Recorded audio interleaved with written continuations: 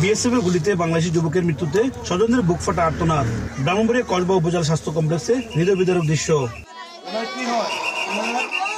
স্বজনদের দাবি, সোমবার সকালে কসবা পুটিয়া সীমান্তে ঘুরতে যায় মেহেদী হাসান। সীমান্তের শূন্যরেখা যাওয়ার পর কিছু বুঝে ওঠার আগেই বিএসএফ এর গুলিতে লুটিয়ে পড়েন মেহেদী। পরে স্থানীয় গ্রামবাসী তাকে উদ্ধার করে কুমিল্লা মেডিকেল কলেজ হাসপাতালে পাঠায়। তবে পথেই মারা যান মেহেদী হাসান। পরে তার লাশ কসবা উপজেলা স্বাস্থ্য কমপ্লেক্সে নিয়ে আসা হয়।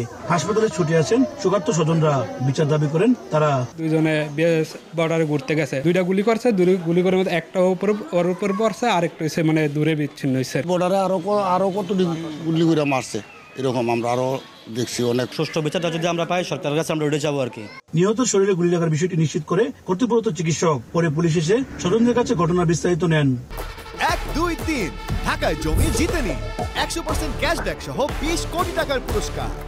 সাথে যে একটা অ্যাটেন্ডেন্ট ছিল, সেও বলতেছিল যে গুলি করছে, আবার আমরাও গুলির চিহ্নই পেয়েছি। লাশের আত্মীয় স্বজনের মাধ্যমে যে বিএসএফ এর গুলিতে মারা গেছে সীমান্তের কাছাকাছি যাওয়াতে। মরদেহের শ্রুতল রিপোর্ট প্রস্তুত শেষে ময়নাতদন্তের জন্য ব্রাহ্মণবাড়িয়া সদর হাসপাতাল মর্গে পাঠানো হয়েছে।